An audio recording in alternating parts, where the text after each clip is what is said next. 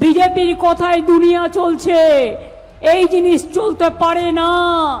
মানুষের অধিকার, বাঁচার অধিকার, নাগরিক অধিকার, গণতান্ত্রিক অধিকার, সাংবিধানিক অধিকার সব কেড়ে নিচ্ছে বন্ধু, সব কেড়ে নিচ্ছে।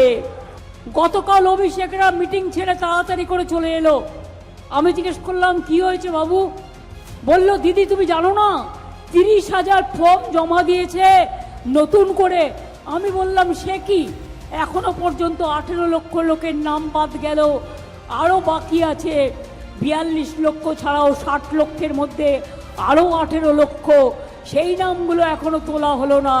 আর নতুন করে বিহার থেকে নাম এনে ঢোকাচ্ছে, রাজস্থান থেকে নাম এনে ঢোকাচ্ছে, হরিয়ানা থেকে নাম এনে ঢোকাচ্ছে, উত্তরপ্রদেশ থেকে নাম এনে ঢোকাচ্ছে।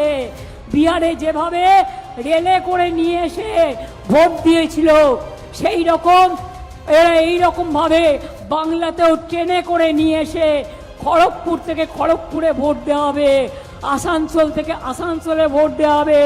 সারা জেলায় বাংলাকে বাদ দিয়ে, বাংলার মানুষকে বাদ দিয়ে ডাবল ইঞ্জিন সরকার আপনাদের ভোট দখল করবে। আমি সবাইকে বলবো, বুথ থেকে শুরু করে, পঞ্চায়েত থেকে শুরু করে, টাউন থেকে শুরু করে, ব্লক থেকে শুরু করে লক্ষ্য রাখুন কোথায় কি হচ্ছে। আমরা প্রমাণ করে দিয়েছি, বস্তা বস্তা কাগজ কালকেও নির্বাচন কমিশনে 30,000 নাম জমা দিয়েছে। তারা বাংলার কেউ নয়, সব ভিনদেশি। ওরা যা করবে ইঞ্চিতে ইঞ্চিতে আমরা যুদ্ধ করব, বিনা যুদ্ধে 1 ইঞ্চি জমি ছাড়বো না। প্রমাণ করে দিয়েছি, বস্তায় বস্তায় ফর্ম জমা দিয়েছে, বাল্ক ফর্ম, যেটা দিতে পারে না। সুপ্রিম কোর্টের অর্ডার ছিল শুধুমাত্র লজিস্টিক্যাল ডিসক্রিপেন্সি করবার জন্য।